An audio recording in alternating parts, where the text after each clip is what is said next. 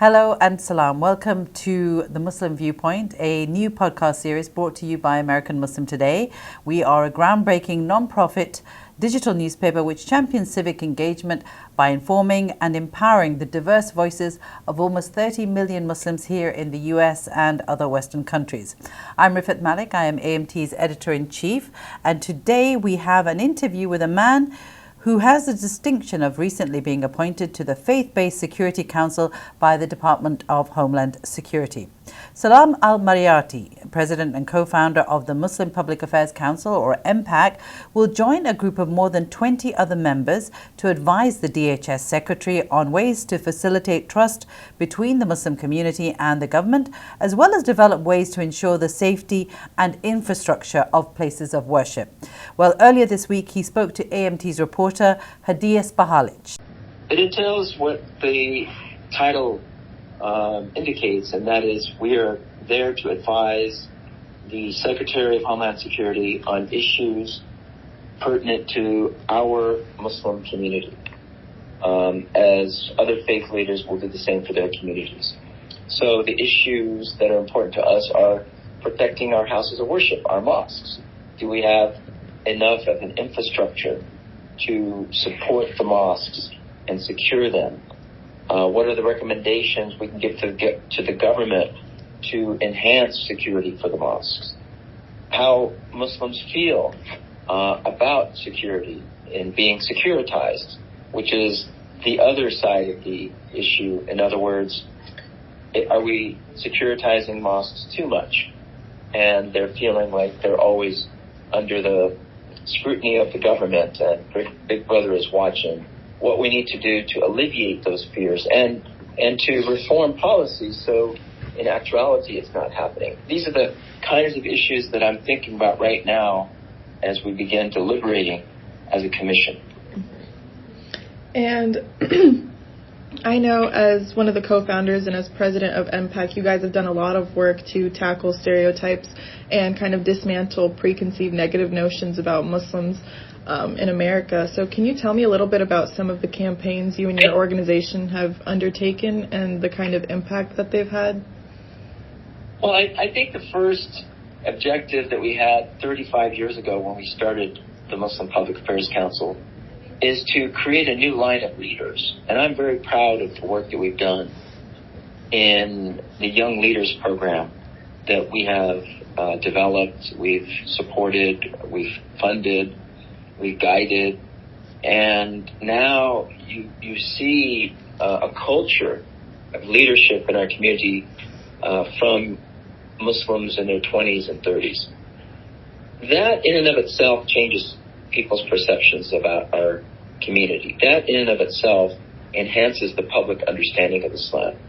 We are pivoting from the frame on Islam being coming from the Middle East to the frame of Islam coming from within America.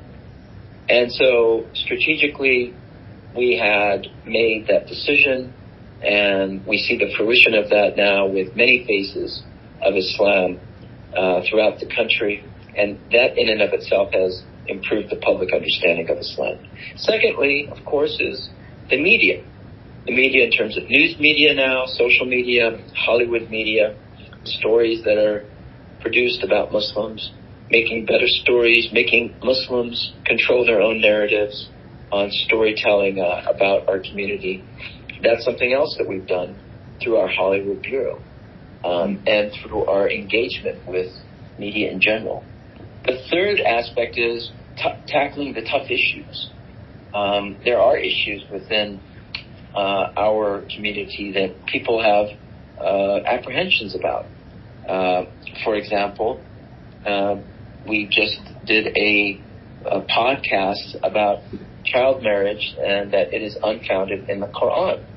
Unfortunately, the main opponents that we have in delivering that message are Muslims themselves who believe that Aisha radiallahu anha was married as a child and so on and so forth. So we have to go into our own religion and develop a better understanding of the Sunnah of the Prophet Muhammad peace and blessings be upon him, and our understanding of the Quran for that matter, and some of the things that are used to oppress women, to oppress minorities, to violate religious freedom, to promote violence. These are the issues that need reform.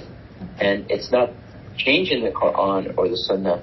It is changing our understanding in a way that aligns with the Islamic ethics taught to us by the Prophet Muhammad, peace and blessings be upon him. And they are the ethics of human dignity, of decency, of being the ones who protect people's rights.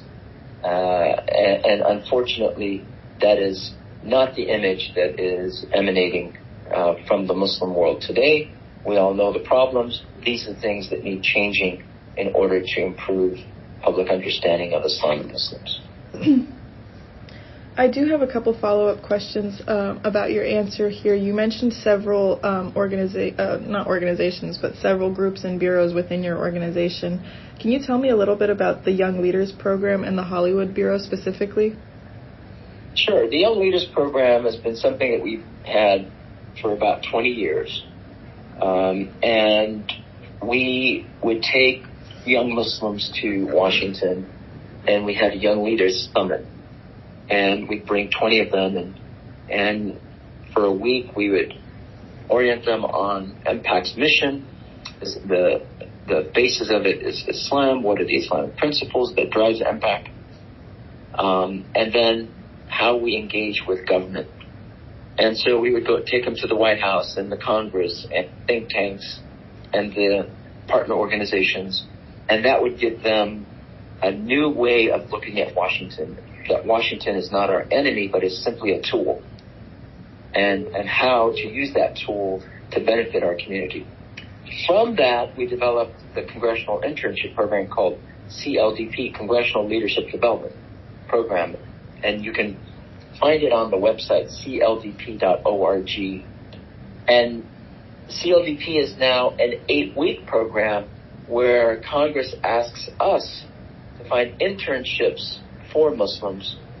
We go in and have a selection process where we find the best and the brightest and take them to Washington. We give them housing, we give them a stipend. We also train them on how Washington works.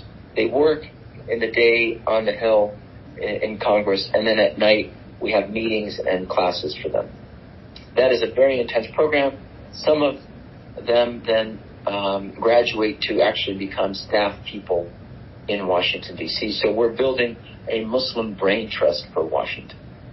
That's the idea. Then we have fellowships where we bring in young Muslims, give them stipends and grants so that they study very particular, specific issues involving healthcare, education, national security, and civil liberties. So that is the Young Leaders Program in our organization, what we call now the Young Leaders Institute. And the Hollywood Bureau?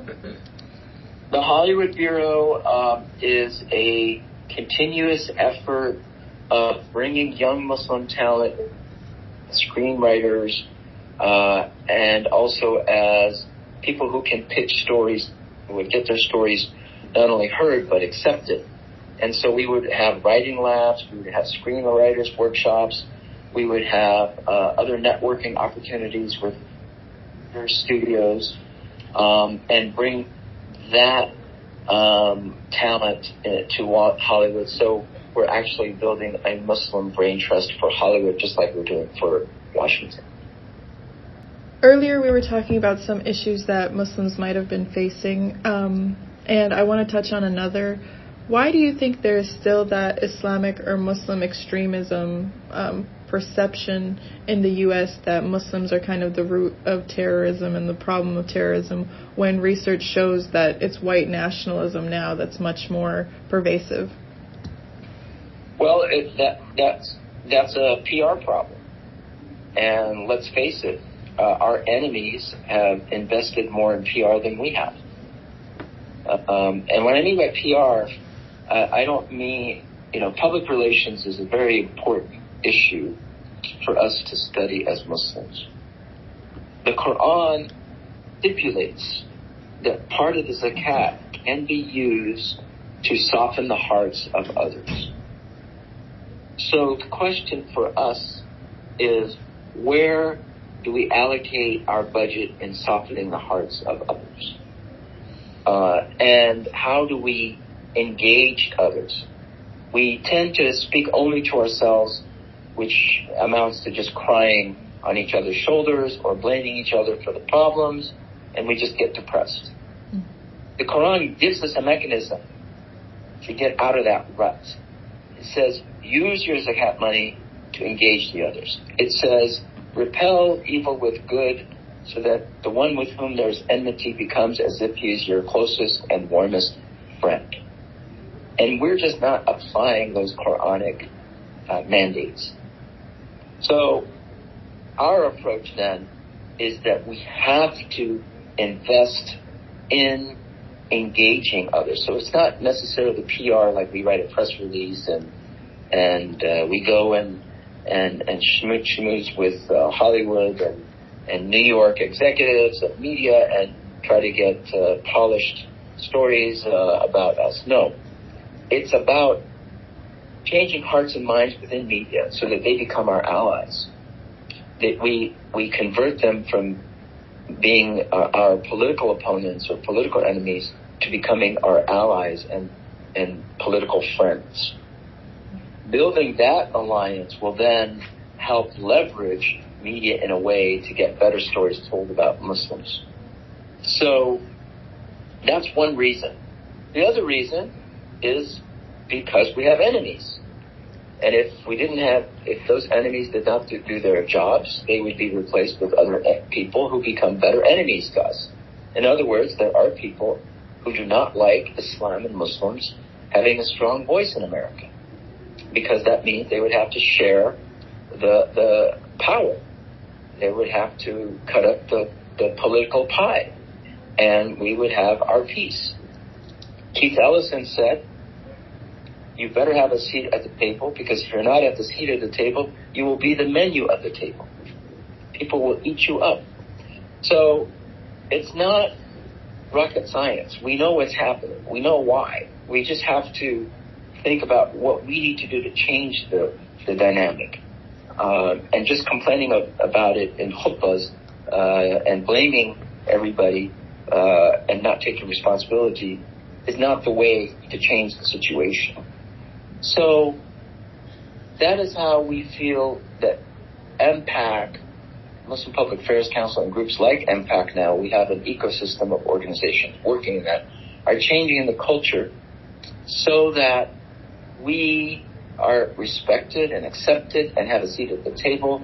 And now we are part of the decision-making process that in and of itself will change the perception that Muslims are the ones to blame, and terrorism is a Muslim problem, whereas everybody knows that it is actually the worst terrorists now are white and Christian.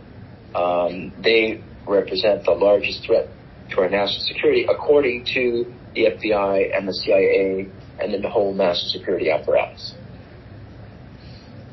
The last thing I want to say about that is that we have to change the national security system in this country. The national security system that spends about $1 trillion a year in fighting wars overseas and then having surveillance here is not giving us real security because of two problems. One, most of it is spent on fighting so-called Islamists. And then when that happens, that's all you hear about. People are afraid. And who are they afraid of? They're afraid of you and me. They're afraid of Muslims. We have to change that.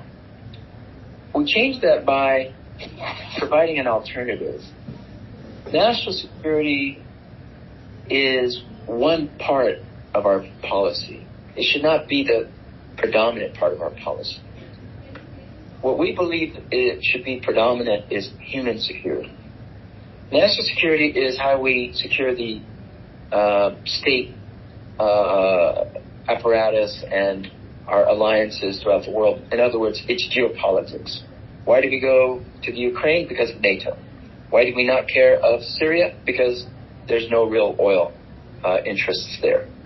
And if anything, we don't want things to change in Syria, because that might change the situation in Israel, which is part of the geopolitical setup. So let's not do anything in Syria. Why do we support a dictatorship in Egypt and a monarchy in Saudi Arabia? Because they align with our geopolitical interests. Why do we support the demise of Imran Khan in Pakistan? Because he does not support military bases in his country that we can use, the United States can use for geopolitical interests. That's our national security system. It's a mess. It needs an overhaul. It needs to be changed altogether. So that change to us is human security. Human security, which was established by Franklin Delano Roosevelt, talks about the freedom from fear. In other words, removing war and violence from these countries. It talks about the freedom from what? In other words, economic opportunity in those countries. It talks about freedom of expression. In other words, if people say something about our policy, they should not be threatened. They should not be assassinated. People are assassinated every day in Palestine. What are we saying about it? Nothing. We turn a blind eye to those assassinations. But when something happens in Iran, oh my God, it's the end of the world. And so people support what's happening in the revolution now in Iran, not because they care about Iran, but because of geopolitical interests. So these are the realities that we have to look at in changing, and human security is the way to change it. Human security provides religious freedom. In other words, people can be of a certain religious, conservative or liberal way without threat. So we have to change our national security apparatus so that it's not used to fight Muslims. It's not used for more wars against Muslims. And we still have that problem, even though we've left Iraq as a country, we've left Afghanistan as a country, but that idea of war and that idea of fighting Islamic groups is still a big part of U.S. policy. And by the way, and that's what leads to people fearing Muslims. You cannot remove the gravity of the situation, even though we can repeat until we're blue in the face. Hey, white supremacist violence is the major threat to this country. Oh, people say, oh, okay. But then once somebody says Al-Qaeda or ISIS or this, you might have one person in our neighborhood who might be saying, okay, Al-Qaeda is this or that, and shows that we have to look at the policies that created Al-Qaeda and ISIS. The whole world turns upside down and says this guy might be sympathizing with terrorism. Mm-hmm. And you mentioned that like a lot of Muslims and Muslim communities, as a result of all of this, have a strong distrust for the government and law enforcement because of things like, you know, the Patriot Act and the Muslim ban. And we also recently saw, you know, the Supreme Court side with the FBI in regards to the surveilling of Muslims. So how do you and the Faith-Based Security Council hope to facilitate and garner this trust between the Department of Homeland Security and these communities? Yeah, I think what we can do is exactly what you just said, is that if you point to these problems, say Muslims are still viewed as suspects. Mm-hmm. How can we view Muslims as partners and force the Department of Homeland Security to review their policies and come up with ways to build trust? There is no trust, right? Very little trust, if any. So that's what we're intending to do. I have to tell you also, alhamdulillah, you know, there are now Muslims working in the Department of Homeland Security thinking about these issues that you just articulated and going to their superiors in Homeland Security saying, we have to change this. So we are in a better position now than we were 4 years ago. And people are looking at these issues to make changes. So we still have the problems. I'm not saying the problems are solved, but there are more people inside our government that are working towards those problems. I feel like that's the way to change. I understand there's a need to protest and there's a need to go to the court and sue the government on these issues. I personally don't think that that's the way to solve the problem. Because, as you just said, the cards in the courts are still stacked against us, right? Because all the government has to do is say, well, this is for national security reasons. And the court says, well, the government has the right of national security. We don't have any say in that. The executive branch has the say in it. The judicial branch does not.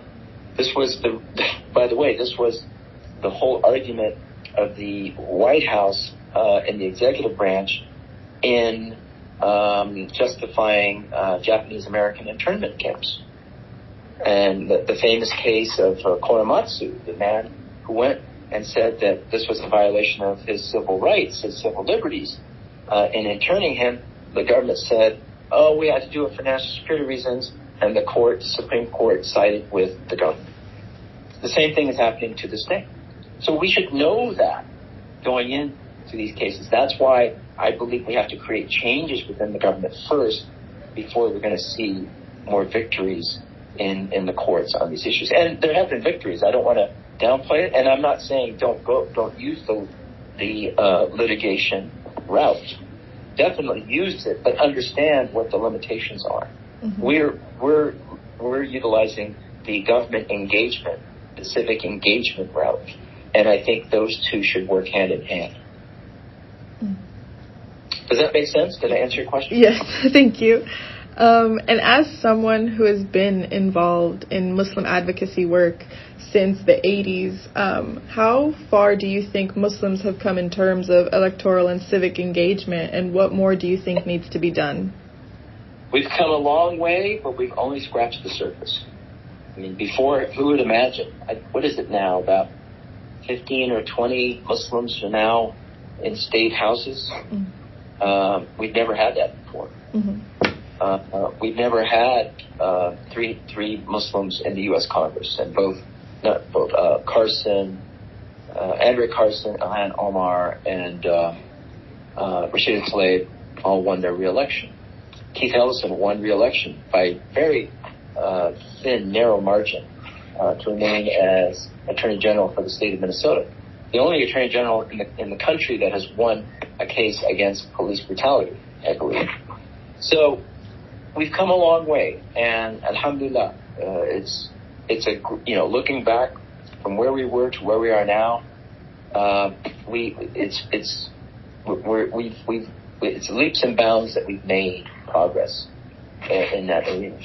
But at the end of the day, when you count how many of us there are in that arena and how many others there are, we're still very few. And we might just be very few because we're only 1% of the population. So we have to think strategically, what are the strategic alliances we need in our country, including alliances with people that may have been our opponents in the past, like evangelicals. Because there are evangelicals that want to engage with Muslims. So how can we engage them and develop alliances? We did a story of somebody in Lubbock, Texas, a woman who saved lives during COVID. We called the movie The Healer because not only did she heal people from the virus, but she healed people in terms of spiritual and social rejuvenation in healing the country. That's the approach we need to take, to use our successes and leverage them so that it disproportionately benefits society, and we are seen as a benefit, and that will give us more security and more success in the long run. Well, so it's really about leadership. How are Muslims leaders in politics, leaders in media, leaders in science, leaders in technology, leaders in education? That leadership in each and every one of those fields needs to be leveraged and that will benefit society, which will then Islam will get the credit, and Muslims will gain their rights that way. That's our theory of change. For joining us, and from me and our team here at AMT, Hedija Spahalic and Maya Gaylor. Be sure to follow us on Instagram, Twitter and TikTok at American Muslim Today. And if you'd like to read more about this story and access more digital content, feel free to check out our website, AmericanMuslimToday.com. See you next week.